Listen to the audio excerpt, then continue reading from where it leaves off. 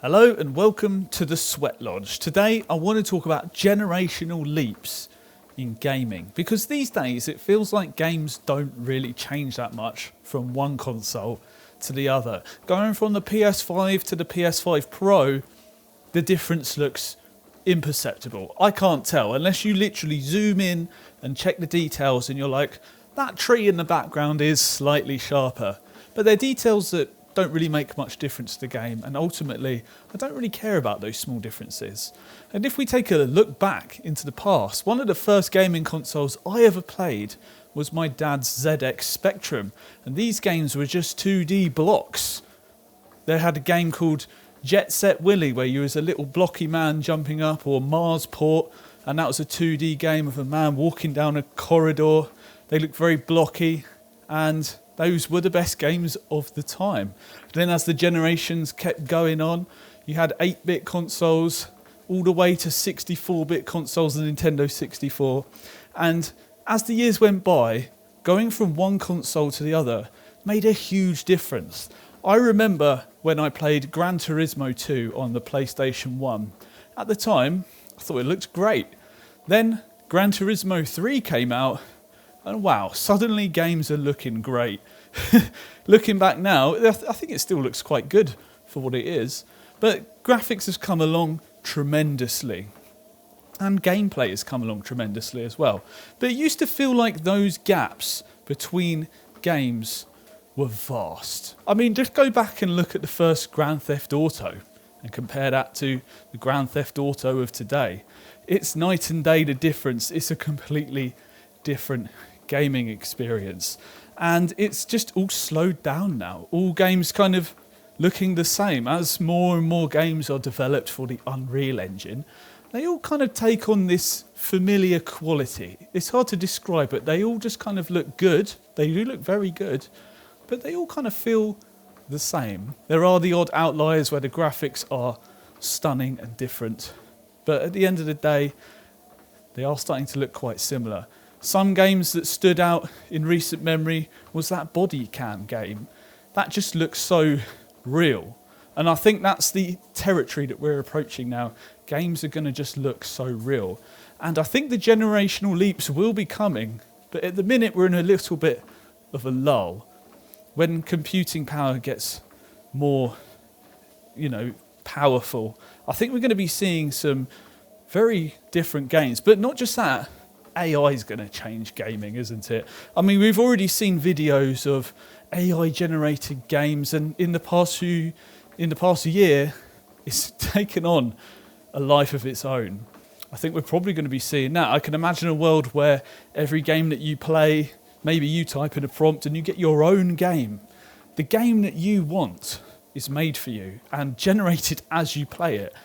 We never know. We might be totally against that now, but in 30 years, will those people really care? They might absolutely love it. For a time, VR gaming was the big thing. VR gaming's kind of fallen by the wayside, hasn't it? It's become dust. When I think about my VR console upstairs, it's just sat on the side. It is gathering dust. I hardly use it. But those experiences may see a resurgence when there'll just be a pair of glasses you put on, and they're more powerful than what you have now. Imagine that. You pop some glasses on and boom, you're in a hyper-realistic world. Gaming will probably see huge generational leaps as we go forward. I mean, have you ever watched Star Trek? There's a room, you go in, and it just generates like a hologram room, and you could be anywhere. That could be a reality. Gaming will change. Gaming is always changing anyway. But are we just nostalgic for the times when it visibly looked, whoa, going from 2D to 3D? What a huge leap that was. As the Nintendo 64 came out, I was like, whoa, this looks great. Xbox 360, oh my God, everything looks shiny. I still remember when I first played Fable 2, and I thought those graphics looked absolutely amazing. I described it in a previous video as a Cadbury's chocolate wrapper. I just remember that purple and shininess of the Cadbury's chocolate bar. That's what Fable 2 looked like to me. Then when Fable 3 came out, it kind of looked a bit bland to me. Although higher in resolution, it did feel a little bit bland. But the thing is, we've seen a resurgence in games that look like older generations. Take Lethal Company, for instance, a 4-player co-op game, and its graphics style is that of the PlayStation 1. And I think that's just because a lot of the people our age, you might be older or younger than me, but people in their 30s, 40s, they're making games now. They're making things that, they've got the resources to make these things. And they're like, what am I nostalgic for? The PlayStation 1. I'll make a game like that. But then you see people wildly loving these games, like Lethal Company. That was huge. Do people really care about these generational leaps, these graphics? Yes, there are times and places for games where, wow, the graphics look amazing. But the gameplay is always king. And Lethal Company delivered. You've seen so many games come out that are like Lethal Company now. So many 4-player, like go and collect these things and try not to die sort of games. You see them coming up all the time, and they always take a sort of cartoony graphic style. But in 30 years, will we see a resurgence of games that look like Fortnite? Because the kids of today are playing Fortnite, they're making the games, and they're like, what do I want to see? I want to see games that look like Fortnite. And we'll be 60, 70 years old and be looking at it being like, why am I seeing Fortnite games again? It's bound to happen, right? If it's already happened with our generation, we're making PS1 games. It's only inevitable that the kids of today are going to grow up and emulate what they're seeing now. Are you going to see Five Nights at Freddy's 20 when they're 30 years old?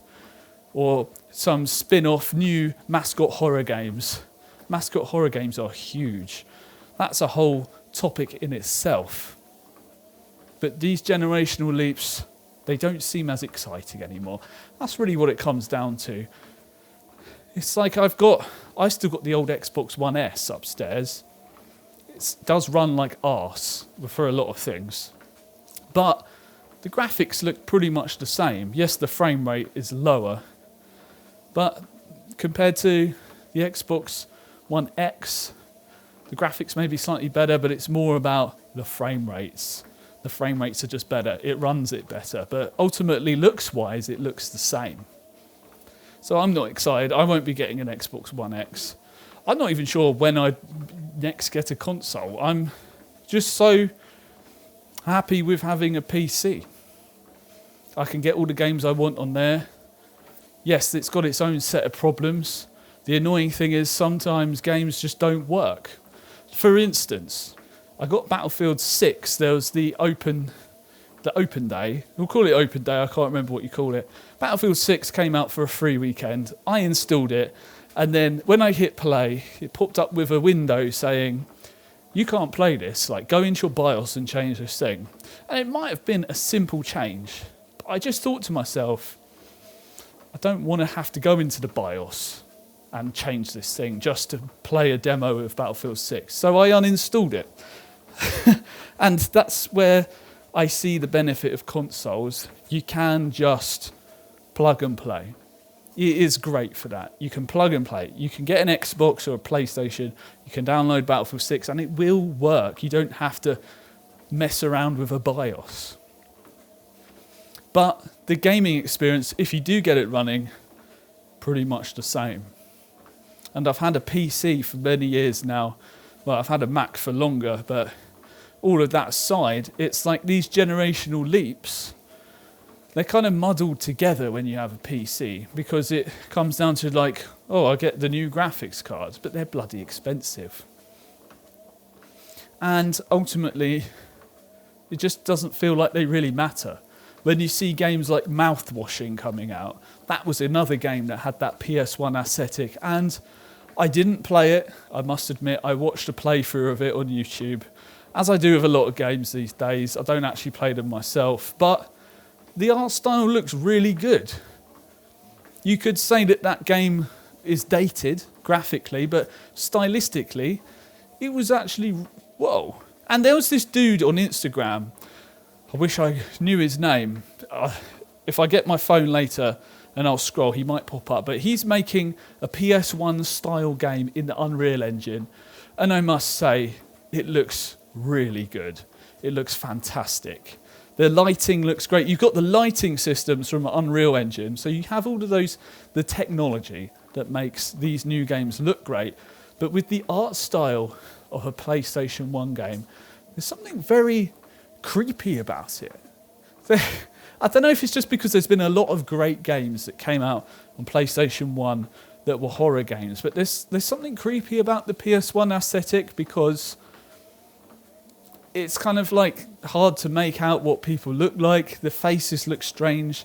Oftentimes the edges of things sort of move around and it gives you an uneasy feeling. And I think that's why the game Mouthwashing did so well with that art style. It just fit the theme so well. This uneasy feeling. These people were out on a spaceship, not sure that they're going to survive, and the art style just complements that. But there is always room for games with great graphics. Like I've said already, but horror gaming as well. Yes, the art style really complemented in Mouthwashing, but then there's games where it's really nice to have those details.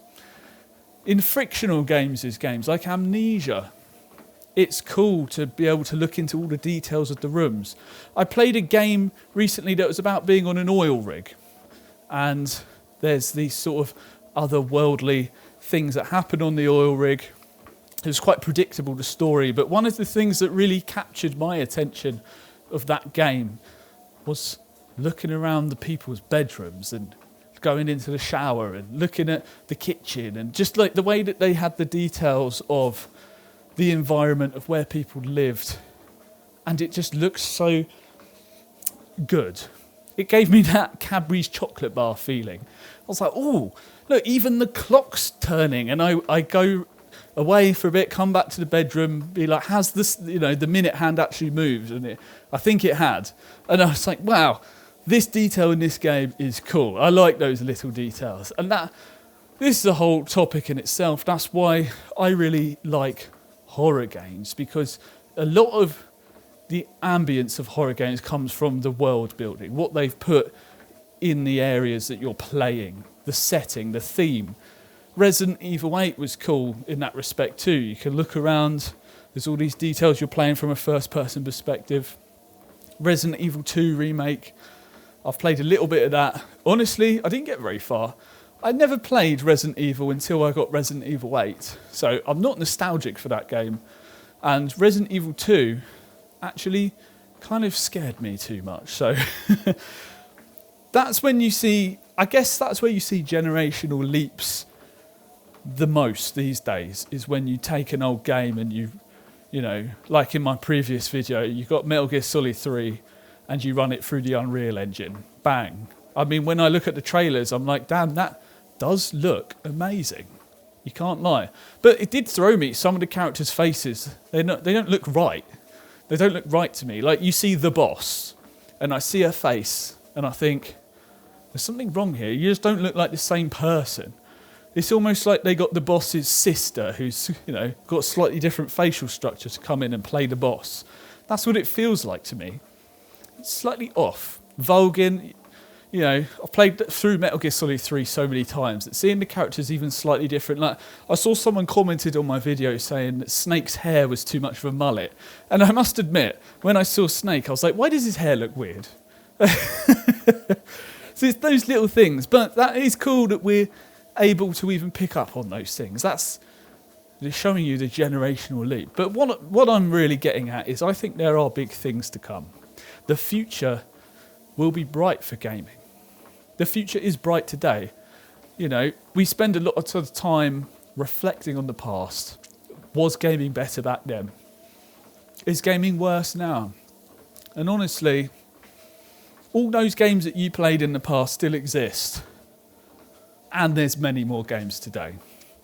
So how can today be worse? It can't be, really. I know I've made videos saying why the past feels better than now, and that's just me explaining the feeling of nostalgia. Like I said in the previous video, that rosy retrospection. You're like, gaming was so good back then. Gaming can be exactly the same today, because a lot of those games we played, they're on discs. They're on PlayStation discs, Xbox discs, Nintendo 64 cartridges, Game Boy Color. You plug it in, boom. The game is the same. You're just not the same. But ultimately, gaming is better today. I mean, I had so much fun it's a game called Blade and Sorcery in VR.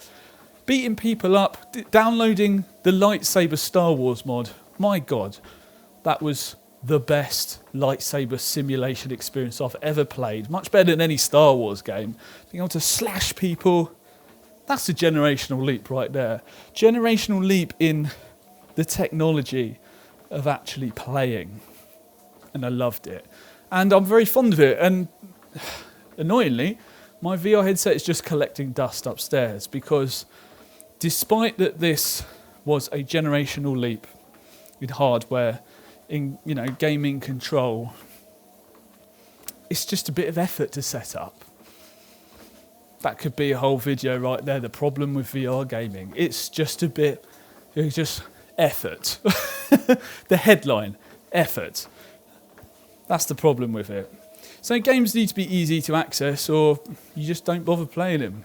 That's the hard truth of it. But those are my thoughts on the generational leaps in gaming. Thank you so much for listening to me and joining me in the sweat room. Got to end with a flex. We enjoy that. Got to enjoy ourselves. Look at yourself in the mirror today and say well done. You're doing well. Anyway, I've been Kneecap Jake. Click here for another ramble, and I'll see you in the next video. Thanks for listening.